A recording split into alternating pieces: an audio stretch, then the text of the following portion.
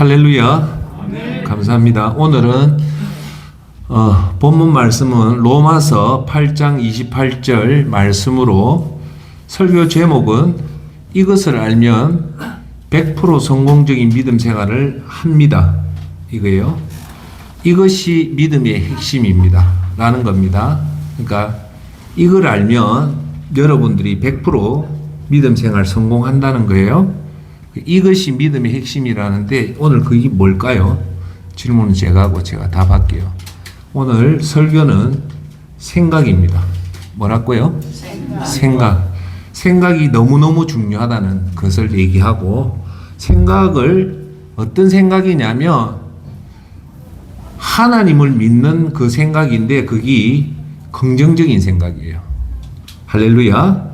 오늘 긍정적인 생각과 천국 준비를 하면 어떤 사람도 100% 성공적인 믿음 생활을 한다는 겁니다. 오늘 핵심은 뭐냐? 생각인데 생각에도 부정적인 생각이 있고 긍정적인 생각이 있죠. 그래서 우리는 믿음 생활을 잘하기 위해서는 긍정적인 생각을 하는데 또 긍정적인 생각도 두 개로 나눌 수가 있어요. 근거 없는 세상적인 긍정적인 생각이 있고 하나님 중심으로 하는 믿음적인 긍정적인 생각이 있습니다. 오늘 목사가 여러분한테 말하는 것은 하나님을 근거로 하는 긍정적인 생각을 가질 때 우리가 이 땅에서 믿음 생활을 100% 성공할 수 있다는 겁니다. 할렐루야. 예. 자, 첫 번째, 여러분, 제가 지금부터 하는 공통점을 한번 찾아보십시오. 공통점. 첫째, 믿음 생활을 잘하는 사람. 두 번째, 공부를 대단히 잘하는 사람. 세 번째, 매우 건강하면서 장수하시는 분.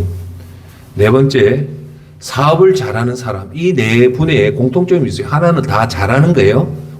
뭘 잘하냐? 믿음, 공부, 건강, 사업을 잘하는 이 네 분류의 사람의 공통점이 있습니다. 그게 뭘까요? 뭘까요? 이 네 가지 사람의 특징은 다 성공을 한 사람이에요. 그죠? 예. 믿음의 성공, 공부를 성공했고, 장수도 성공했고, 사업도 성공한 사람의 특징은 뭐냐? 공통점은 생각입니다. 생각이에요.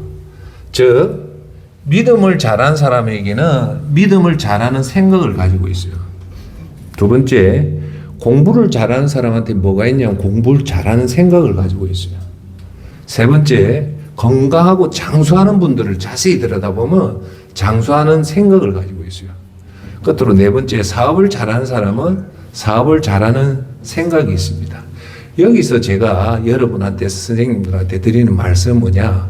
생각이 사람을 만들어요. 그 사람이 성공을 했다는 것은 뒤집어 놓으면 생각에서 성공을 했다는 거고, 그분이 실패를 했다는 것은 생각에서 실패를 한 겁니다. 오늘은 여러분들이 오늘 목사님 얘기를 들으면서 나는 지금 어떤 생각을 하고 있는가를 한번 점검을 해보시고, 목사가 말하는 그 생각하고 일치한다면 여러분들이 더 하면 되고, 잘못하면 고치면 됩니다. 자, 그래서 결국은 우리가 오늘 만나는 사람들이 다르잖아요. 그러니까 성공한 사람은 일반 사람하고 달라요.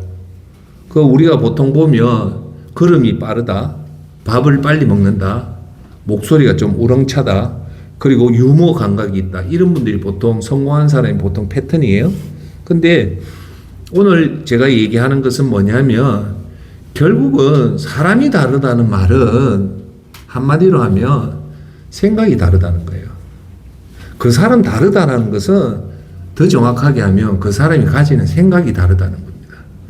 그러니까 오늘 그거에 대해서 얘기를 하는데, 오늘 존경하는 여러분들, 세상에는 모든 사람들은요, 근심, 걱정을 다 가지고 있습니다. 오늘 여기 계신 여러분도 근심이 있고, 걱정이 있고, 저도 있어요. 근심, 걱정 없는 사람이 한 분도 없어요. 제가 매주 월요일 날 노숙자 선교로 가서 꼭 그분들한테 하는 얘기가 있어요.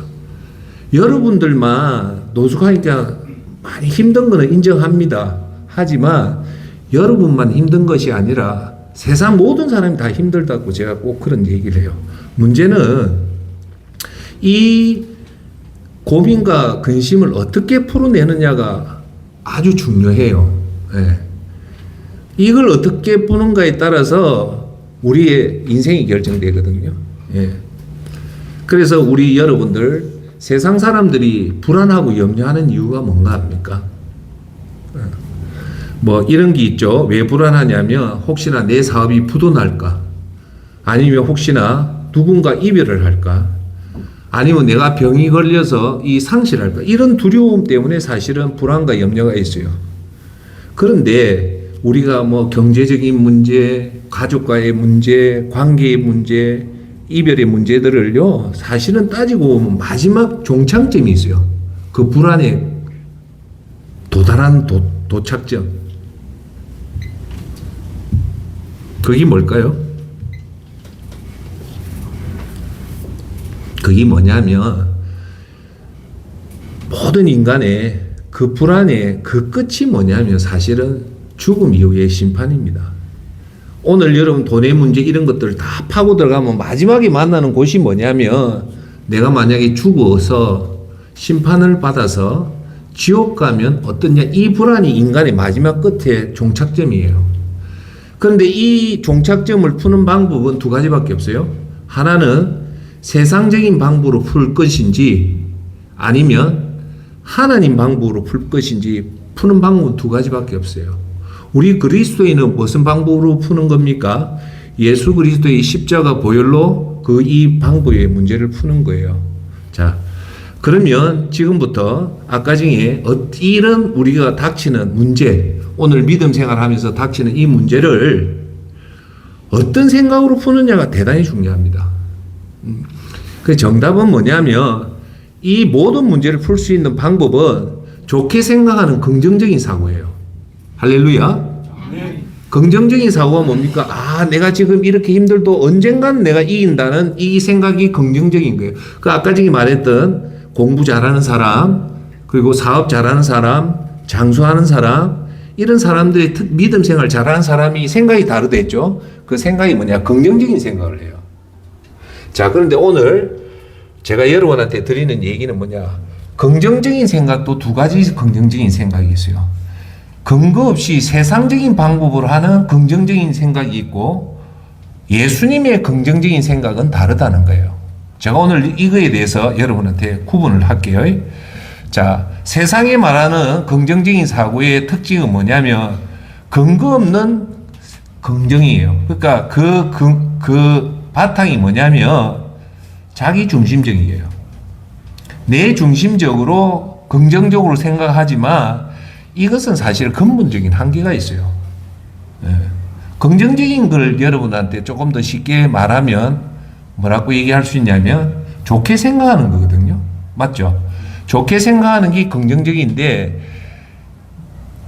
그 긍정적인 생각을 내 위주로 내 위치에서 하는 것은 그 근거가 없기 때문에 사실은 그게 아주 불안한 거예요.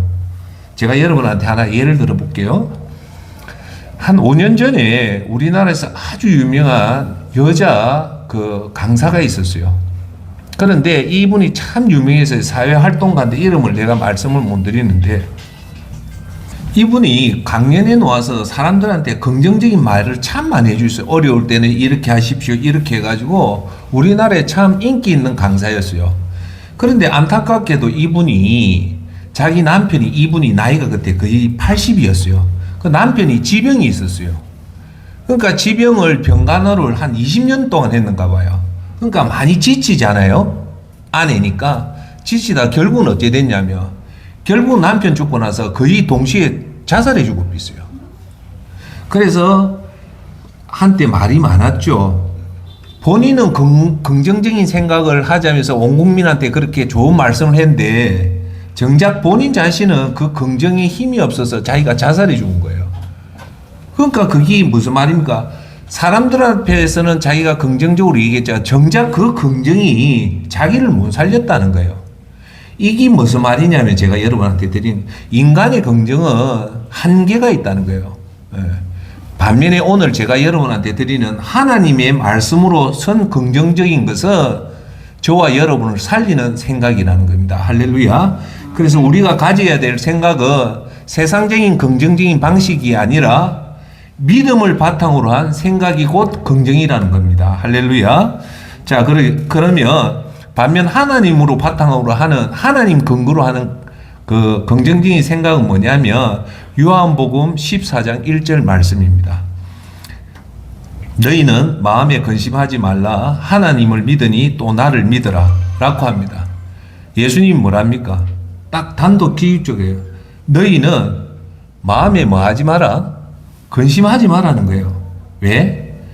하나님을 믿으니 나를 믿으라. 이게 뭐냐? 우리가 믿음으로 바탕으로 하는 긍정적인 생각의 근거예요. 예수님 뭐랍니까? 뭐 하지 말랍니까? 근심하지 마라. 그 이유는 뭘까요? 믿음이 노죠. 하나님을 믿고 또 예수님을 믿으면 너 근심하지 말라는 뜻이에요.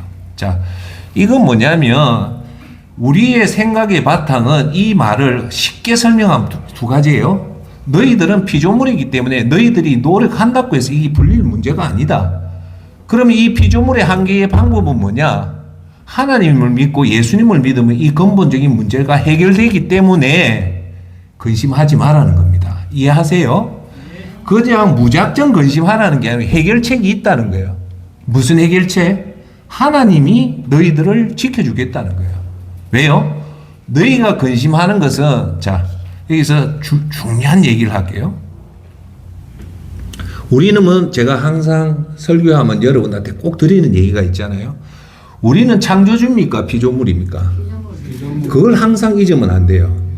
피조물의 바탕에서는 아주 이렇게 불완전한 피조물은 완전해지려면 누구 손을 잡아야 됩니까? 예수님 손을 잡아야 돼요. 그게 긍정적인 생각이에요. 내가 힘들고 어렵더라도 누구 손을 잡으면 우리가 살아난다? 예수님 손을 잡으면 살아난다는 이 생각이 긍정적인 생각입니다. 자, 이런 바탕으로 우리가 생각을 하는 것을 긍정적인 생각이라고 하는데 이걸 더 구체적으로 하면 어떤 현상이 나타나냐면요. 마태복음 5장에 놓는 산상수훈에 제일 먼저 놓는 팔복의 상태가 긍정적인 생각을 가지는 마음밭이에요. 첫째가 뭡니까? 심령이 가난한 자라요. 복이 있다는 거죠. 두 번째가 팔복에 뭡니까? 애통하는 자가 복이 있다는 거예요. 세 번째가 뭐냐? 온유한 자래요. 네 번째가 의에 목마르고 한 자래요. 자, 심령이 가난하고 애통하다는 말은 이걸 한마디로 얘기하면 저와 여러분이 피조물이라는 거예요. 피조물이기 때문에 우리는 심령이 가난해요. 심령이 가난한 자는 반드시 나타나는 현상이 하나님을 의지할 수밖에 없어요. 그리고 애통하는 거, 뭐에 대해서 애통합니까? 내가 근본적으로 내가 내 스스로를 바른 믿음 생활을 못하기 때문에 항상 죄 앞에서 무너지는 내 자신을 보고 애통을 하는 이 자신이 피조물의 한계를 깨닫는 사람이 애통을 해요. 존경하는 여러분, 자신만만한 사람이 애통을 할까요? 안 할까요? 못해요. 자기가 부족하고 항상 죄에 무너지는 자신을 보는 사람이 애통하고 이런 사람이 하나님 손을 잡고 하나님께 의지하는 생각을 가진다는 겁니다. 할렐루야. 그래서 이게 긍정인데 긍정이란 말은 제가 오늘 정확하게 얘기할게요. 자신을 의지하는 것이 아니라 첫째, 하나님을 의지하고 자신의 할 일은 전심전력 다하는 것이 긍정적인 생각이에요. 다시 한번 얘기할게요. 우리 자신을 의지하는 긍정적인 생각이 아니라 긍정적인 생각의 바탕은 잘 될 것이다라는 그 바탕의 근원은 뭐라고 얘기했습니까? 하나님을 의지하고 그 다음에 우리가 할 수 있는 부분을 최선을 다하는 것이 긍정적인 생각이라는 것을 꼭 이해하시길 바랍니다. 그 다음에 긍정적인 사고에서 우리의 생각 중에 여러분들이 기억해야 될 바가 뭐냐면 빌립보서 4장 6절의 말씀입니다. 이 말씀이 뭐냐? 여기도 마찬가지로 아무것도 염려하지 말고 다만 모든 일에 기도와 간구로 너희 구할 것을 감사함으로 하나님께 아뢰라고 하는 거예요. 자, 여기서 한 번 더 물어볼게요. 아무것도 염려하지 말고 다만 모든 일에 기도와 간구로 너희 구할 것을 감사함으로 하나님께 아뢰라는 이 말씀의 핵심 구절이 뭡니까? 핵심 구절은 제일 앞에 놔요. 못 가요. 아무것도 염려하지 말라는 거예요. 자, 이거 설명할 수 있으신 분 있어요? 아무것도 염려하지 말아요. 여러분들이 가진 오늘 염려가 종류가 뭐 한 10가지, 20가지 있다 칩시다. 오늘 뭘 반찬을 해야 될지, 우리 자식이 지금 사업을 잘하는지, 막 이런 많은 염려가 있죠. 그런데 오늘 빌립보서에서는 뭐라고 합니까? 사도 바울 선생은? 염려하지 마라. 염려하지 말아가 이거 앞에 아무것도 염려하지 말라는 거예요. 그럼 여러분 이해됩니까? 걱정이 태산같이 있는데도 불구하고 사도 바울 선생은 아무것도 염려하지 말라는 거예요. 그러면 여기서 여러분이 꼭 깨달으십시오. 왜 그러면 예수님은 염려하지 말합니까? 염려 안 하고 우리가 살 수 있습니까? 그런데 분명하게 단호하게 얘기해요. 한번 따라해 볼까요? 아무것도 염려하지 마라. 그럼 우리는 이 말씀을 따라야 됩니까? 안 따라야 됩니까? 따라야 되려면 이해를 해야죠. 왜 아무것도 염려하지? 그 이해를 해야지 여러분이 따라할 수 있어요. 그 말은 뭐냐면 더 쉽게 얘기하면 저와 여러분이 피조물이라는 근본적인 한계가 있기 때문에 저와 여러분이 이 염려 앞에서 바락바락 애쓴다고 그 문제가 풀린다 안 풀린다? 안 풀린다. 그러니까 하지 말라는 거예요. 아예. 이해하겠어요? 너희들이 아무리 노력한다고 해서 우리는 피조물이기 때문에 할 수 있는 거는 극소수밖에 없다. 대부분은 누가 해준다? 예수님이 해주기 때문에 그래서 예수님 뭐랍니까? 아무것도 염려하지 말라면서 다만 예수님한테 맡기는 방법이 뭐냐? 모든 일에 기도와 간구로 감사하며 아뢰면 해주겠다는 거예요. 그럼 이 말은 뭐냐? 우리가 하는 것이 아니라 예수님이 한다는 거예요. 이걸 여러분들이 꼭 명심하시길 바랍니다. 즉 우리는 바락바락해도 안 된다는 거예요. 자, 그러면 피조물에 우리가 생각할 때 뭐 오늘 창거리 이런 사소한 문제가 아니고 인간이 여러분들이 바락바락 염려한다고 해서 해결할 수 없는 5가지가 있어요. 꼭 기억하십시오. 첫째가 뭐냐면 사람은 여러분 마음대로 못합니다. 여러분 아무리 노력한다고 해서 사람을 마음을 변화시킬 수는 없어요. 한두 명은 하지만 여러분 만나는 모든 사람들을 여러분 뜻대로 변화를 못 시켜요. 그러니까 그걸 하지 말라는 거예요. 변화시키고 싶다면 예수님 앞에 기도를 해라는 거예요. 자, 두 번째가 뭘까요? 시간입니다. 인간은요, 시간을 절대 멈출 수가 없어요. 시간을 더 늘릴 수도 없고, 근본적인 한계는 시간은 여러분들이 통제를 못 한다는 거예요. 세 번째가 뭡니까? 여러분이 염려도 안 된다는 거. 늘는 거는 막을 수 없다는 거예요. 여러분이 아무리 좋은 건강 음식을 먹고 하더라도 노화를 조금 들이게 할 뿐이지 근본은 못 막아요. 자, 네 번째가 뭡니까? 여러분들이 아무리 노력해도 죽음은 못 피합니다. 끝으로 5번째. 죽음 후에 하나님 심판대 앞에 서는 걸 우리가 막을 수 없어요. 이 5가지는 인생에서 가장 중요한 거예요. 이거는 여러분들이 할 수 없다고 인정하십니까? 인정할 때 이 문제는 누가 해줄 수 있습니까?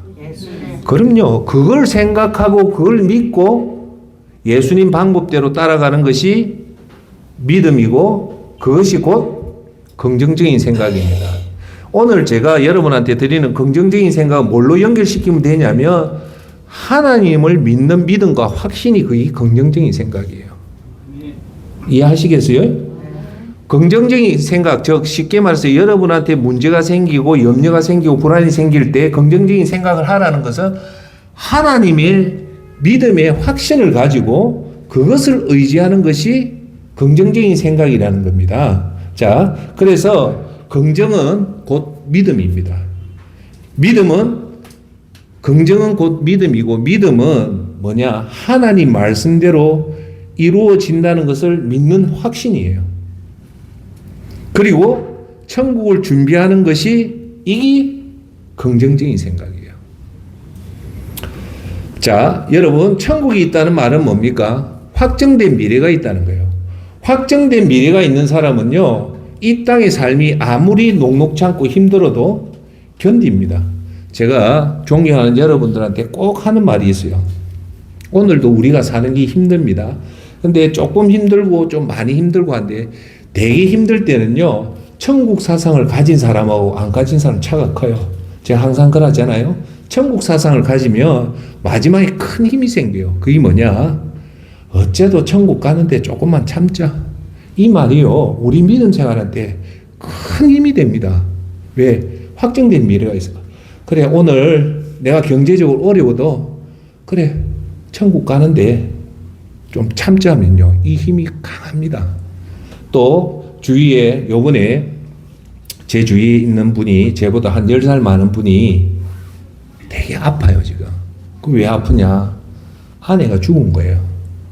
30년 살던 아내하고 사별을 하니까 이 남편이 못 견디는 거예요, 지금. 그 어려움 속에서 이제 극복해 놓는데, 그럴 때 그런 걸 보면 참 배우자의 그 아픔도, 그 배우자를 30년 동안 같이 살았던 배우자가 한순간에 떠나서 그 공허하고 빈자리를 채우기가 사실은 힘들잖아요. 그럴 때, 그래, 어째도 예수님을 모르는 사람은 그 이별의 아픔이 있지만 예수님을 믿는 사람은 어떻게 생각합니까? 그래, 조금만 참자. 천국 가면 집사람 만날 건데. 할렐루야. 그러니까 우리한테 천국 사상이 있다는 게 거대한 태풍의 삶에 태풍이 몰아닥칠 때 그 태풍을 이길 수 있는 힘이 뭐냐면, 그래, 조금만 참자. 곧 있으면 천국 가지 않냐. 이 생각이 곧 긍정적인 믿음입니다. 예.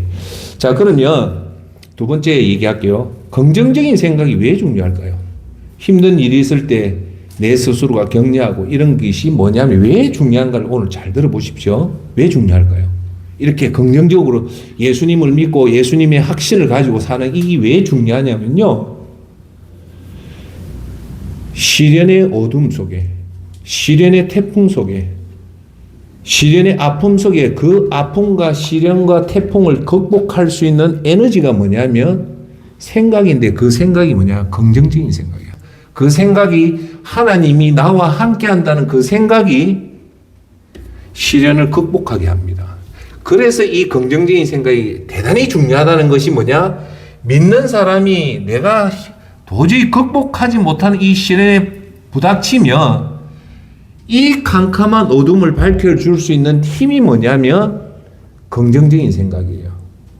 그 긍정적인 생각이 뭐라고 했습니까? 꼭 기억하십시오. 긍정적인 생각은 하나님을 믿는 믿음이다. 오늘 이것만 꼭 기억하십시오. 긍정적인 생각은 하나님을 믿는 믿음이다.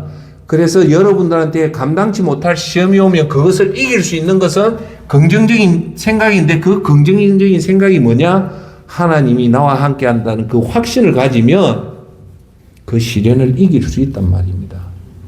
자, 그러면 하나님이 이 믿음이라는 긍정적인 생각은 구체적으로 얘기하면 6가지 생각을 하면 돼요. 첫째가 어떠한 어려움 속에도 하나님이 나를 인도한다는 그 인도의 확신을 가지세요. 두 번째가 어떤 경우든 하나님은 나를 도와준다는 그 생각을 가지셔야 돼요. 세 번째가 뭐냐? 어떤 경우든 하나님은 나에게 공급한다는 그 믿음을 가지셔야 되고, 네 번째는 어떤 경우든 하나님은 나를 보호해 준다는 보호의 믿음을 가지셔야 되고요. 다섯 번째는 어떤 경우든 하나님은 나를 위로해 주신다는 확신을 가지셔야 돼요. 끝으로 여섯 번째는 어떤 어려움이 와도 하나님은 나와 함께 한다는 임마누엘의 하나님이 이 6가지 확신만 가지는 생각이 긍정적인 믿음이고, 이 믿음이 여러분 시련을 이기게 하는 힘이 된단 말입니다. 할렐루야. 자, 그러면 우리가 시련을 닥치면 주위의 부모님, 주위의 배우자, 주위의 남편이 아니라 사실은 그것을 이기게 해주는 것은 하나님이 우리와 함께 한다는 믿음입니다. 할렐루야. 그 믿음을 가지면 어떠한 시련이 와도 우리는 이길 수가 있습니다. 왜? 하나님이 저와 여러분과 함께 해주기 때문이다. 예. 그래서 로마서 8장 28절이 여러분 힘들 때마다 이 강력한 확신의 말씀을 가슴에 꼭 새기길 바랍니다. 로마서 8장 28절, 우리가 알거니와 하나님을 사랑하는 자, 그 뜻대로 부르심을 입은 자들에게는 모든 것이 합력하여 선을 이룬다고 선언을 합니다. 여기 로마서 8장 28절은 딱 두 가지로 보면 됩니다. 하나님을 사랑하는 자에게는 어떠한 시련이 오더라도 최종에는 선을 이룬다는 거예요. 자, 그 말은 뭘까요? 그 말은 로마서 8장 28절은 지금 내가 죽을 것 같고 엄청난 힘들어도 한번 잘 들어주십시오. 어떤 경우든 이 말씀의 핵심은 이거예요. 최후에는 반드시 승리한다는 거예요. 아멘. 이 확신을 꼭 가지시라는 거예요. 지금은 내가 다 잃고 욥처럼 모든 걸 다 잃어도 마지막에는 최후에는 반드시 승리한다는 것이 로마서 28장의 핵심입니다. 할렐루야.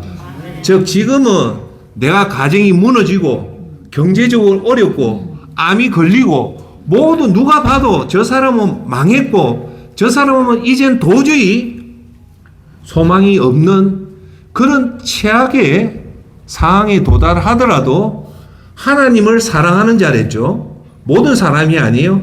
하나님을 사랑하는 자, 곧 그 뜻대로 부르심은 입은 자에게는 그런 엄청난 시련이 와더라도 최후에는 반드시 승리한다는 겁니다. 그 승리는 누가 시켜주는 겁니까? 하나님이 우리가 노력해서 되는 게 아니에요. 단 우리는 하나님 앞에 믿음을 보이고 사랑을 보이면 하나님은 반드시 최후의 승리를 한다는 거예요. 그러면 여기서 하나만 더 얘기합시다. 초반에 승리를 하고 마지막에 망하는 게 좋아요? 중반에 성공하고 마지막에 망하는 게 나아요? 아니면 다 무너져도 마지막에 성공하는 게 나을까요? 그렇죠. 우리 마지막에 성공은 천국 입성입니다. 할렐루야. 그 마음의 확신을 가지는 것이 오늘 설교의 주제인 긍정적인 생각입니다. 자, 그러면 오늘 두 번째 질문은 이거였죠. 시련을 극복할 수 있는 유일한 방법은 뭐라고요? 긍정적인 생각, 더 쉽게 하면 하나님 말씀이에요. 또는 하나님 믿음이에요. 그 믿음만이 여러분의 시련을 이길 수 있는 유일한 정답은 믿음이다. 정답은 하나님 말씀이다라는 걸 꼭 기억하시길 바랍니다. 아멘. 네. 그러면 여러분 믿음이 없으면 이 시련을 극복할 수가 없어요. 자, 그러면 여기서 하나만 얘기합시다. 그러면 왜 하나님은 우리한테 시련을 줄까요? 이걸 여러분 믿음 생활하면서 반드시 이걸 여러분 스스로가 정확하게 깨달아야 돼요. 네. 왜요? 왜 하나님은 세상 사람도 아닌, 자 보세요. 아브라함도 시련을 줘요. 갈대아 우를 떠나서 1500km라는 먼 곳을 가라고 시련을 주셔요. 근데 뭐로 이겼습니까? 하나님 말씀을 붙잡고 이겼고. 모세도요. 40년, 모세가 120년을 삽니다. 사는데 40년은 애굽에서 왕자로 호위호식하며 살고 40년은 미디안 강야에서 40년 양치기 최악의 상태에서 양치기를 하고요. 마지막 40년은 이스라엘 백성을 이끄는 그 3단계가 있어요. 모세가 40부터 80까지 하나님 부르심까지 왜 강야에서 양치기 하는 비참한 그런 시련을 겪었을까요? 그때 모세가 뭘로 이깁니까? 긍정적인 생각, 하나님 믿음으로 그 40년 세월을 이겨요. 그 다음 요셉이 16살에 아무 잘못 없이 형들의 누명을 써가지고 노예로 팔려가지고 14년 동안 너무 고생하다가 결국 30살에 애굽 총리 대신이 되잖아요. 그 14년 동안 견뎌냈던 힘이 뭐냐? 긍정적인 생각이 하나님 나와 함께 한다는 확신이 있었기 때문에 그것을 이겨낸 거예요. 자, 끝으로 사도 바울 선생은 아브라함은 갈대아 우르에서 가나안까지 가는 거리가 1500이었지만 사도 바울은요 12,000km를 맨발로 다닙니다. 때로는 배를 탔지만 그런 엄청난 고생을 하면서도 결국은 이긴 게 뭐냐? 하나님 나와 함께 한다는 그 믿음으로 그걸 극복하잖아요. 자, 그러면 아브라함, 모세, 요셉, 바울이 왜 하나님이 왜 이 사람들한테 이 네 명의 특징이 뭐냐? 죄를 안 지었어요. 큰 죄가 없어요. 그럼에도 불구하고 왜 하나님 이 고통의 시련 속으로 몰아넣었을까요? 한번 설교니까 여러분 생각하고 정답은 내가 얘기할게요. 여기서 우리가 중요한 걸 들어야 돼요. 저와 여러분한테 하나님 분명히 여러분한테 시련을 줘요. 저한테도 주고 믿는 사람한테. 그런데 세상 사람한테 주는 시련과 예수님을 믿는 사람한테 주는 시련은 그 근본 목적이 차원 자체가 틀려요. 자, 그러면 왜 믿는 사람한테 이 시련을 줄까요? 정답은 믿음의 성장과 성숙을 하기 위해서는 시련이 없으면 절대 불가능하기 때문입니다.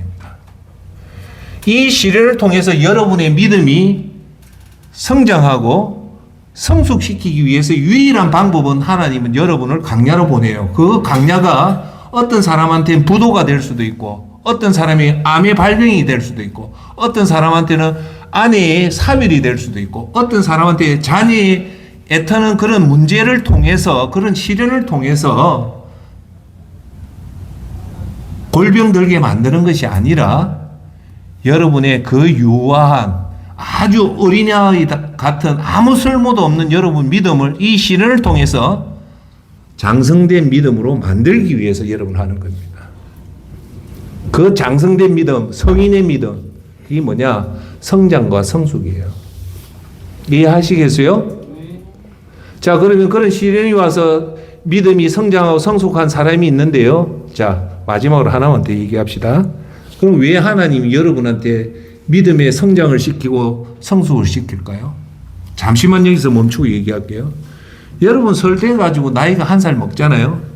나이가 먹는다고 믿음이 성장하고 성숙하는 건 절대 아닙니다. 믿음과, 그러니까 70이 된 어르신도 믿음이 아주 유약한 그런 믿음을 가진 사람도 있고, 요새까지 16세 믿음이 100살 된 노인들처럼 강한 믿음을 가진 사람이 있어요. 자, 그러면 여러분한테 시련을 줘서 여러분을 믿음을 성장시키고 성숙시키는 십자군의 용사로 만드는 이유가 뭘까요? 딱 하나입니다. 그게 종교인과 구원받은 자의 근본적인 가치관의 차입니다. 종교인은 그런 시련을 통해서 잘 먹고 잘 살자고 하는 게 종교인이고, 제가 항상 우리 그리스도인 그거 아니에요. 여러분들 그렇게 시련을 줘서 결국은 여러분들이 믿음을 성장시키고 성숙시키는 이유는 하나님 나라 확장을 시키기 위해서 여러분을 이용을 하는 거예요. 하나님 나라를 의를 구하고 여러분을 통해서 하나님 나라를 확장시키기 위해서는 여러분의 이렇게 유아하고 너무 약한 믿음으로는 십자군의 용사로 전혀 사용을 할 수가 없어요. 모세가 40년 동안 애굽 왕에서, 애굽 궁정에서 왕자로 산 모세를 가지고 곧바로 하나님이 200만 이스라엘 민족을 출애굽시키라고 지도자를 맡겼으면 모세는 절대 못했습니다. 두 번째, 아브라함이 가나안 땅에서 열국의 아비가 되기 위해서는 그 처절한 시련 속에서 아브라함이 열국의 아비가 되는 이삭을, 백세에 얻은 이삭을 죽일 수 있는 그 믿음이 그 시련을 통해서 만들어졌어요. 만약에 아브라함이 그 시련 없이 아브라함아 너 이삭을 나를 위해서 산제물로 죽여서 산제물로 드리려 했으면 아브라함 절대 못 드렸어요. 드렸던 이유는 그 믿음이 성장했고 성숙되어서 하나님이 그 믿음을 설렸고 한 거예요.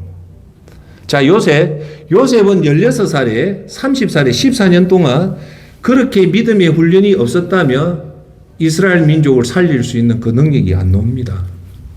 끝으로 사도 바울이 성경의 13권을 쓴 위대한 사도 바울은 그 시련을 통해서 믿음을 강하게 시키고 성숙을 시켜놨기 때문에 하나님 나라와 하나님 의를 구한 거예요. 오늘 여러분 꼭 기억하십시오. 여러분한테 시련이 와서 하나님 여러분을 도와줘서 그 시련을 성장시킨 거는 여러분 믿음이 성숙되고 성장된 최종의 목적은 하나님 나라와 하나님 의를 통해서 여러분을 통해서 하나님 나라를 확장시키기 위해서 여러분한테 그걸 준 겁니다. 그래서 그 시련을 극복하기 위해서는 더더욱더 하나님을 믿는 그 믿음의 손을 잡으라고 우리한테 시련을 허락한 겁니다. 할렐루야. 자, 제가 하나 실질적인 얘기를 한 번 더 드리고 그거 할게요. 저는 우리나라 지금 조국교회에 가장 큰 문제는 뭐냐, 영적 멘토가 없다는 게 저는 제일 가슴 아파요. 지도자가 없다는 거예요. 목사 중에 진짜 우리를 이끌어 나갈 목사가 없다는 거예요. 그런데 그 중에 유독 이 엉망된 이 조국교회에 유독 제가 존경하는 목사님이 한 분 계셔요. 그 목사님의 설교는 일반 설교하고 틀려요. 그런데 제가 그런 목사님, 존경하는 목사님을 딱 보면요. 그 사람이 어느 순간에 하나님이 광야로 보내가 엄청난 시련을 통해 가지고 하나님 만나게 된 사람은 일반 목사하고 틀려요. 정말 순수한 오직 예수님 복음만 전하는 목사가 변합니다. 제가 그때도 얘기했다시피 이 사람의 주인공은 미국의 LA 나성교회의 정동석 목사입니다. 정동석 목사님이 올해 제가 알기로는 93세예요. 참 인자하고 참 좋으신 분이에요. 그런데 그 정동석 목사가 오늘날의 정동석 목사로 된 이유가 있어요. 제가 볼 때 몇 가지 있는데 그 중에 제가 결정적인 사건은 이 정동석 목사님은 어릴 때부터 신앙의 모태신앙 아주 오리지널로 순수하게 온유하게 참 잘 컸는 것 같아요. 들어보니까 그분의 모습을 보면 아주 인자해요. 목소리도 차분하고 참 좋아요. 근데 그분이 대학교 다니면 그 당시 때 92세 된 어르신이 대학 다니기가 쉽지 않잖아요. 그러니까 대학을 보냈다 하면 그 집도 잘 살은 거예요. 잘 살았는데 그 우리 목사님의 간증을 들어보면 대학교 때 연애를 안 했대요. 그러니까 아주 부모 말씀을 잘 들었던 분 같아요. 아주. 근데 부모가 이제 너도 대학교 졸업하니까 중매를 봐서 이제 결혼을 해야 돼서 아무 무조건 순종하고 목사님 사모님 지금도 살고 있는 그 사모님하고 결혼을 했대요. 오직 예수님을 위해서 했는데 그러다 한 1년 만에 하나님 축복으로 애가 나온 거예요. 나이가 이제 곧 이제 28, 29인데 마누라 없고 애가 나오니까 얼마나 좋겠어요. 그죠? 너무너무 좋잖아요. 좋아했는데 애가 너무 똑똑하더래요.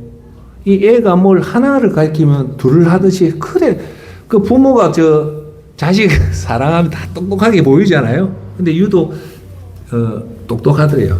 그런데 그 애가 3살 되는 순간부터 애 눈에서 눈물이 안 나더라는 겁니다. 사람 눈에서 눈물이 나야 되는데 눈물이 안 나더래요. 그 이상하다 싶어서 그래 가니까 암이래요. 눈에 암이 생겨서 눈을 뽑아야 된대요. 눈을 안 뽑으면 이 암이 왼쪽 눈까지 전이가 되기 때문에 눈을 뽑아야 된대요. 그래가 정동석 목사가 그 30초 안 된 그 청년 목사가 산으로 들로 기도원으로 자식 살려달라고 그래 기도를 했답니다. 그랬는데 나을 기미가 안 보이더래요. 결국은 3년 만에 애가 새벽에 기도하는데 딱 죽더래요. 죽어요. 그걸 보면서 그 목사님이 그 간증이 그렇게 얘기합니다. 28의 어린 아한테 그 시련이 오니까 100살 된 노인이 자기 속에 들어와 있더래요. 뭘 먹어도 기쁘지도 않고 뭘 먹어도 왜? 내 사랑하는 자식이 죽는 모습을 볼 때 그 부모 마음이 어떨까요? 그렇게 그 애를 살리려고 그렇게 노력했는데 결국은 하나님 데려가더랍니다. 그리고 나서 정동석 목사님의 간증이 이렇게 나와요.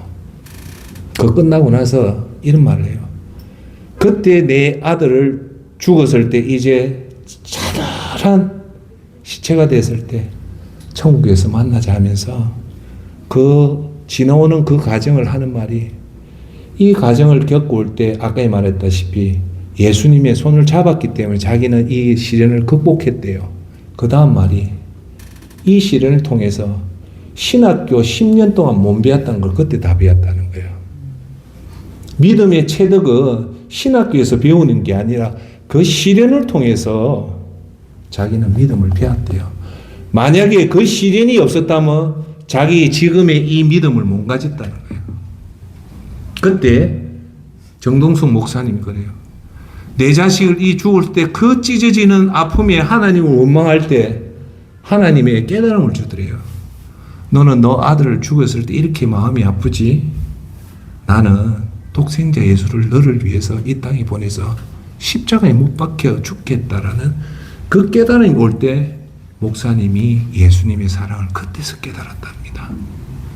그 예수님의 사랑은 신학교에서 못 배워요. 여러분도 시련을 겪어보시면 그 시련이 결코 시련이 아닙니다. 그 시련을 통해서 그 누구도 배울 수 없는 값진 그 믿음의 보석을 그때 배웁니다. 저도 40대에 너무너무 큰 경제적인 어려움 때문에 너무 힘들었을 때 지금 얼마나 그때가 힘들었었냐면 40대에 돌아가면 돌아갈 마음이 없어요. 그런데 지금 와서 생각하니까 그 40대의 고난이 내 믿음의 핵심을 그때 만들어준 거예요. 신학교에서도 그걸 못 배워요. 그걸 뭐라 하냐면 체득이라는 겁니다. 진짜 우리의 믿음은 말씀이 아니고 우리가 삶의 현장에서 어려움 삶에서 눈물을 흘리면서 고난을 통해서 예수님을 만나는 그 체득의 마음이 우리 신앙 믿음 속에 들어오면 그거는 강력한 신앙으로 변하는 겁니다. 존경하는 여러분, 예수님은 우리에게 이런 정 목사님이나 저나 이런 어려움을 주는 이유는 그걸 통해서 우리가 신학교에서 못 배웠던 진짜 값진 그 믿음을 체득하게 만든 이유는 결국은 하나님 나라와 하나님 의를 구해서 하나님 영광을 위해서 살라고 우리한테 그 고난을 준 겁니다. 할렐루야. 아멘. 그것을 고난을 극복하는 것은 세상적인 긍정의 생각이 아니라 하나님이 나와 함께 한다는 그 말씀의 확신을 가지고 최후에는 우리가 반드시 성공한다는 그 확신의 믿음이 오늘 설교의 주제인 긍정적인 사고입니다. 할렐루야. 여러분 잘 아시는 그리스의 고대 그리스의 철학자 소크라테스는요, 자기 제자를 40년 동안 가르쳤어요. 그의 제자인 플라톤은요, 그 제자를 50년 동안 가르쳤고, 플라톤의 제자였던 아리스토텔레스 역시 40년 동안 제자를 가르쳤지만, 예수님은 이 땅에 30년 와서 딱 3년 가르치고 죽으셨어요. 근데 소크라테스, 플라톤, 아리스토텔레스가 50년, 60년 제자를 가르쳤지만 예수님이 3년 동안 가르친 이 12제자를 못 이겼어요. 33년을 살다가 예수님이 우리에게 복음을 전한 건 불과 3년밖에 없었어요. 그런데 이 3년의 세월이 이 예수님의 사랑과 이 예수님의 복음이 전 세계에 어떤 영향을 끼쳤냐면, 첫 번째, 여러분 잘 아시는 중세 르네상스 시대의 최고의 화가이자 조각가인 미켈란젤로는요, 최후의 심판이라고 역사상 최고의 명작을 남깁니다. 그게 최후의 심판이라는 그림인데, 이 그림은 지금 이탈리아 바티칸 시스티나 성당에 지금 있습니다. 1536년부터 1541년, 즉 5년 동안 이 그림을 그렸는데 이게 지금 역대의 명작으로 아직도 남아있고 미술사의 최고의 작품 남아있습니다. 누구를 기리기 위해서요? 예수님을 기리기 위해서. 그 다음 미켈란젤로의 최후의 그 심판과 버금하는 명화가 하나 더 있습니다. 그걸 그린 사람이 레오나르도 다빈치입니다. 여러분 들어봤죠? 레오나르도 다빈치가 최후의 심판보다 훨씬 더 명작을 만드는데 그게 뭐냐? 최후의 만찬입니다. 이 최후의 만찬은 이태리 밀라노 수도원 식당벽에 그려진 명화인데, 예수님이 12제자와 마지막 식사했던 그린 것을 레오나르도 다빈치가 그린데, 이거는 세계 최고의 명화입니다. 이 명화의 주인공이 누굽니까? 3년 전파다 간 예수님입니다. 다음으로 소설가 중에 단테는 1312년 그의 세계의 불후의 명작인 신곡을 만듭니다. 신곡이라는 책을 만드는데, 이 신곡은 지옥과 연옥과 천국이라는 세 부분으로 구성된 서사시로 단테가 자기가 사후에 세계를 여행한 얘기를 담은 게 단테가 적은 신곡입니다. 이 신곡을 누구한테 헌정했을까요? 바로 예수님한테 했어요. 다음으로 1667년 역사에 한 획을 그었던 존 밀턴이 썼던 신라권은 성경 창세기로 바탕으로 아담과 하와의 타락, 사탄의 반역, 그리고 구속의 약속을 서사시로 풀어낸 명작 중의 명작입니다. 이 존 밀턴의 신라권의 주인공도 마찬가지로 예수님입니다. 다음으로 세계 최고의 음악의 아버지란 요한 세바스찬 바하는 마태 순환곡을 작곡해서 이것을 예수님한테 헌정을 합니다. 이 마태 순환곡은 클래식 음악 중에서 최고의 작품으로 꼽습니다. 게오르크 프레디 핸델도 자기가 예수님 탄생을 적었던 우리가 매일 12월 달에 노는 메시아의 찬양곡도 이 핸델이 예수님을 찬양하기 위해서 만들었습니다. 여러분 잘 아시는 루드리히 반 베토벤이 최고의 교향곡 제넘버 9번 합창의 그 교향곡도 예수님의 그 십자가 부활을 찬송하기 위해서 만들었습니다. 여러분 이토록 예수님은 3년 동안 불과 3년 동안의 공생의 기간에 이렇게 인류 역사상 지구상에 가장 강력한 영향을 미친 사람은 예수님밖에 없습니다. 이것은 그 누구도 부인할 수 없는 사실. 이 모든 놀라운 일들을 가능하게 한 것은 예수님이 비록 33년 사시면서 3년간 공생애를 하셨지만 하나님 아들인 예수 그리스도가 온 인류를 위해서 이 땅에 오셨고 온 인류의 죄를 대속하기 위해서 골고다 십자가에서 6시간 못 박혀서 죽은 그 결과로 예수님이 가상 치른 마지막에 십자가상에서 7번째 했던 말 다 이루었다는 말로 모든 인류의 죄를 다 대속했던 그 위대한 역사가 이렇게 남은 겁니다. 할렐루야. 네. 이제 끝을 맺을게요. 결국 우리 인생은 얼마나 돈을 모았느냐, 얼마나 내가 국회의원이 되고 어떤 명예를 가졌느냐, 아니면 내가 얼마나 장수하면서 오래 샀느냐, 그건 절대 아닙니다. 그건 세상 사람이 평가하는 기준이고 우리 예수님 믿는 사람이 평가하는 기준은 딱 이겁니다. 얼마나 오래 살았느냐가 아니라 얼마나 제대로 하나님 영광을 위해 살았냐, 그것만 봅니다. 존경하는 여러분, 하나님은 여러분의 장수, 여러분의 재산, 여러분의 건강 보지 않습니다. 오직 하나, 얼마나 여러분 60을 살든 70을 살든 80을 살든 얼마나 제대로 하나님 나라와 하나님 영광, 하나님 나라 확장을 위해서 살은 그 기간만 본다는 겁니다. 그 기간을 할 수 있는 여러분과 저의 권원적인 힘은 생각의 힘입니다. 그 생각의 힘이 뭐냐? 긍정적인 생각이고 그 긍정적인 생각의 힘은 바로 예수 그리스도를 의지하는 그 힘이라는 것을 여러분이 꼭 명심하시기를 예수 그리스도 이름으로 축원합니다.